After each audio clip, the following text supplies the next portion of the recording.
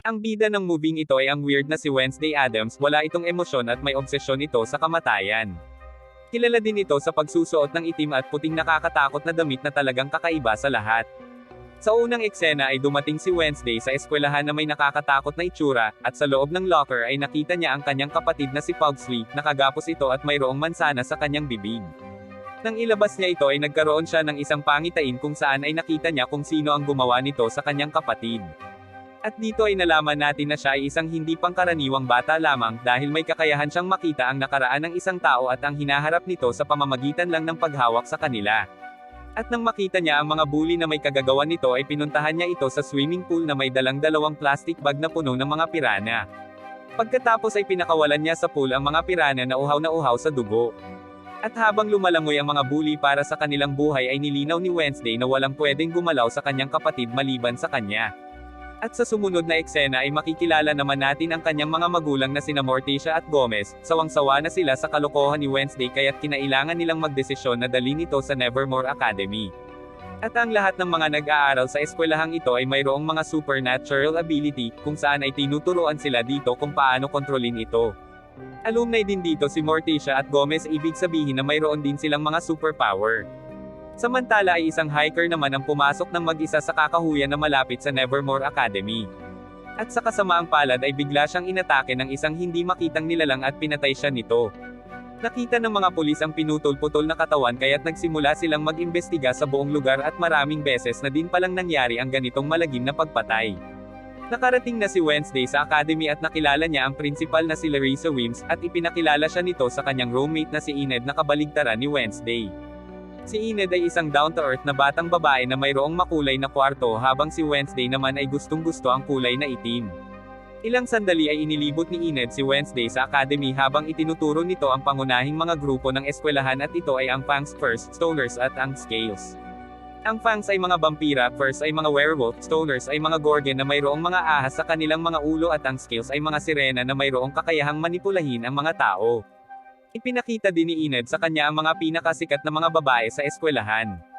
Si Bianca na isang gorgeous siren at ang boyfriend nito na si Xavier na isang death artist na kayang gawing makatotohanan ang kanyang drawing. At habang papaalis ang kotse ng Addams family ay pinakawalan ni Gomez ang isang pinutol na may buhay na kamay na magbabantay kay Wednesday. Kinabukasan ay sumali si Wednesday sa fencing class kung saan ay nakipaglaban siya kay Bianca.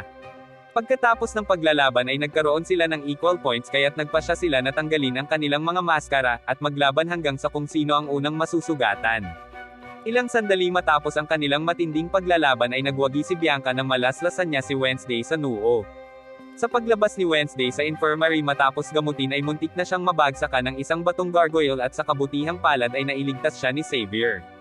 Nakabalik na sa kanyang kwarto si Wednesday ngunit nagsuspecha siya na parang may nakatingin sa kanya, kaya't hinanap niya ito sa kwarto kung saan ay nakita niya ang kamay na si Ting, nalaman niya na kagagawan pala ito ng kanyang mga magulang. Tinakot niya ito na dapat na maging loyal ito sa kanya dahil kung hindi ay ilalak niya ito sa drawer. Takot na takot si Ting kaya't nangako ito na magiging loyal siya kay Wednesday.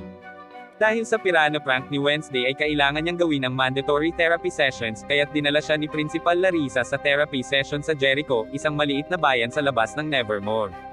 Nakilala niya ang kanyang therapist ngunit wala naman siyang sinabing kahit ano dito, sa halip ay nagpunta ito sa restroom at tumakas ito sa bintana, at sa labas ay nabunggo niya ang isang lalaki, at bigla siyang nagkaroon ng pangitain kung saan ay nakita niya na namatay ang lalaki. Nagpunta si Wednesday sa isang malapit na coffee shop at doon ay nakilala niya ang anak ng pulis na si Tyler na isang barista. Nagkaroon ng problema si Tyler sa espresso machine ngunit agad siyang tinulungan ni Wednesday, biglang may dumating na mga bully at niloko siya ng mga ito. Hindi niya pinansin ang mga bully nung una ngunit nang maubusan ng pasensya ay nilabanan niya ang mga ito at agad na pinabagsak. Ilang sandali ay dumating na ang principal na kasama ang pulis at nakita ng mga ito ang patayan. Pinagalitan siya ng principal sa sasakyan, habang pabalik ng academy ay nakita nila ang isang wasak na kotse sa daan, at ang biktima ay ang nakita niya sa kanyang pangitain kanina.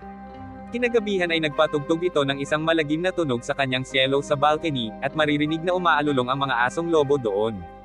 Ngunit sinabi ni Enid na hindi siya makasali sa mga asong lobo dahil hindi niya kayang magbago ng anyo sa kanyang sarili. Samantala ay biglang lumitaw si Ting sa kwarto ni Tyler at sinabi nito na tawagan niya si Wednesday. Kahit natatakot ay naobliga ito kaya't nagkausap sila sa video call ni Wednesday, sinabi sa kanya ni Wednesday na magkita sila Harvest Fair sa susunod na araw at sinabi niyang masaya ito. Ngunit ang katotohanan ay gusto lang niyang makatakas sa academy. At habang nasa fair ay makikita natin na nakabantay pa din sa kanya si Larissa, ngunit nagawa pa din itong makipagkita kay Tyler at halos makatakas na silang dalawa ngunit nakabungguan naman niya ang isa sa kanyang mga kaklase na si Rowan, nagmadali itong nagtatakbo sa kakahuyan at dahil nahawakan siya ni Wednesday kaya't nagkaroon siya ng pangitain na si Rowan ay pinatay. Dahil sa takot ay nagbago ang isip nito kaya't sinundan niya ang kaklase upang sabihin ang kanyang nakita, ngunit bago pa man niya masabi ito ay ginamitan siya ni Rowan ng telekinesis ability nito upang ilagay siya sa itaas ng puno. Pagkatapos ay ibinunyag ni Rowan ang pangitain ng kanyang ina na wawasakin ni Wednesday ang Nevermore Academy. Kaya't naniniwala si Rowan na kailangan niyang patayin si Wednesday bago pa man may masamang mangyari, sinakal niya ito gamit ang kanyang telekinesis ability ngunit biglang umatake ang isang napakalaking halimaw. Hinati nito ang katawan ni Rowan at biglang nawala ang halimaw, nilapitan siya ni Wednesday at nakita niya ang drawing na iginuhit ng ina nito na tungkol sa kanya. Ilang sandali ay hinanap na ng mga pulis ang bangkay ni Rowan ngunit hindi nila makita ito.